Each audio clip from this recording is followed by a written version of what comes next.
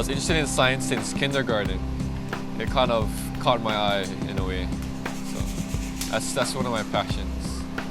Since we're part of the Kaimi Na'awau Academy, which is a Hawaiian academy, we get to go out and study about the natural things that happen for physics. I started to learn genetics now with the dominant trait and how they cross-pollinate plants and get different colors. I don't think you should do GMOs because why genetically alter something that's already good? And what if there's a mutation that could affect us, right? And that's how I feel about the GMOs. We shouldn't do it. The most turned on to me for science, I think would be environmental because I've been working mostly with plants and getting into it, getting dirty and stuff. So I like that too. Right now I got accepted to HCC, so I'm going to go there and take marine biology, Hawaiian studies, and maybe law or astronomy.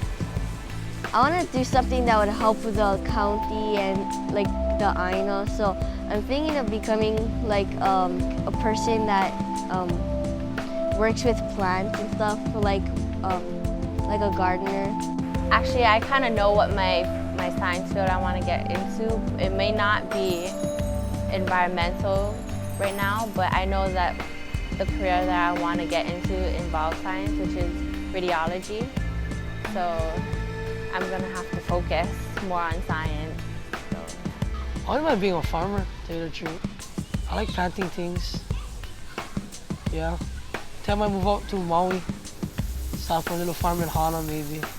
But yeah, I wouldn't mind being a farmer when I grow up.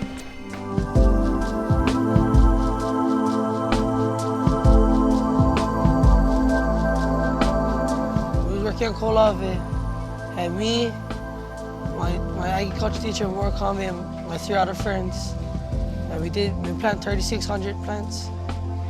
And we also helped with the Heologists building with the peely grass roof. We also would help with restoring, watering all the plants that was already there. And yeah, that's what he's doing.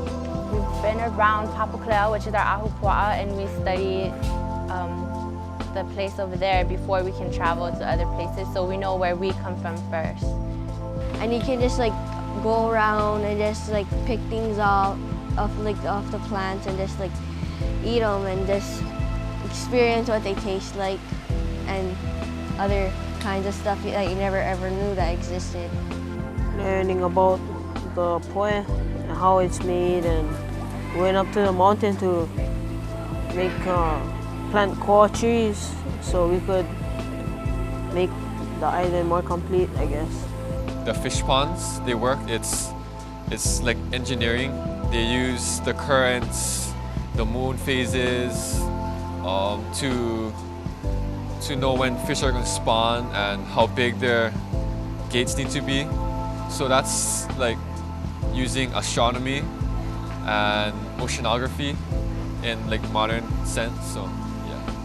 No matter what subject you're teaching in class, even if it's math or something, you can go outside, count leaves or rocks or something, you know.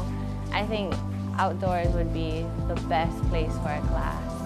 Learning science outside the classroom, I think it's the best way to learn because you get hands-on with the activities, and it sticks in your head more than it does when you're reading a textbook. Because you remember what you did and how you did it, and then you not only do it, but you find out how it's done, how it works, how the chemical reactions work to make a certain molecule or a chemical or something. It's more fun.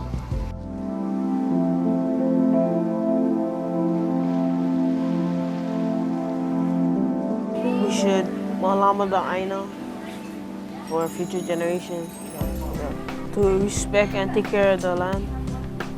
Work together, make new friends. When also you look around many places, you see different plants and trees, and you learn more from everybody. Like how I learned from Emery today. Like there's different trees that are going extinct that we don't even notice it. And they're dropping lower and lower every day. You should malama where you come from and take care for what you got, because when it comes down to it, you can lose it all. And this is the last sanctuary left in Kauai for Hawaiians to grow the ag, to practice their ag lands, and also learn how to plant taro. When you start nurturing kalo and growing it, like it teaches you values, because in order for you to stay alive, you need to have sustainable food. So if you take care of haloa, haloa will take care of you. So in other words, if you take care of your kalo and tend to it every day, water it, make sure there's no weeds, then it will give you food in return. Like it will grow big, grow good, and it will nourish you.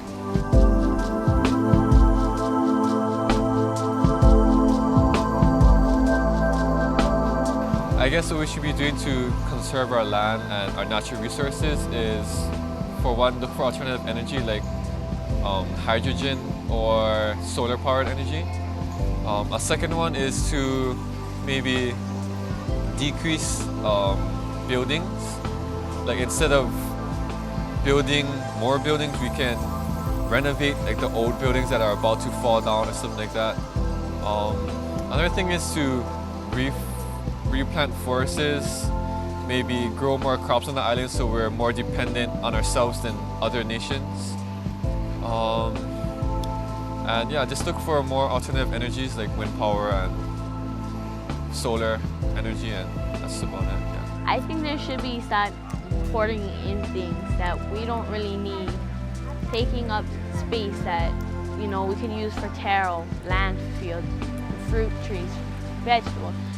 If they just gave us seeds, we can probably plant them.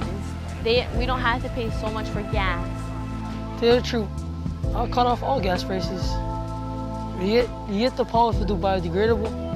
I mean, we get the cocoon nut, that can turn into biodegradable fuel. We can go into straight to sugar cane and corn. That is biodegradable diesel. You know what I mean? You can sustain yourself without using crude oil. And you can stop the greed, you know what I mean?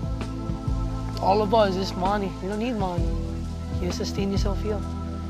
There's some days where I get, like, I don't care or whatever, but of course I always think about my culture, and I always think what the Hawaiians would do. Just like today, I'll be like, oh, imagine all the Hawaiians hiking all of this. They're like, no clothes, barefoot. They didn't grumble, nothing. So I just try to think what my ancestors did and try to make it better, because we're living in such a westernized world, and it's really hard. I know I can admit that it's really hard for me, that I wouldn't be able to live back then how my ancestors were. And sometimes like I don't want that. Sometimes I want to be more like into it and stuff. But like other times too, I rather like just cruise and lay down, be all lazy. And Hawaiians weren't lazy. Don't take stuff for granted, and don't ever turn your back on the Hawaiian side, because that's your strongest aspect in life. Yeah. When you grow up, all you get is Hawaii. I mean, we can't go to nowhere else.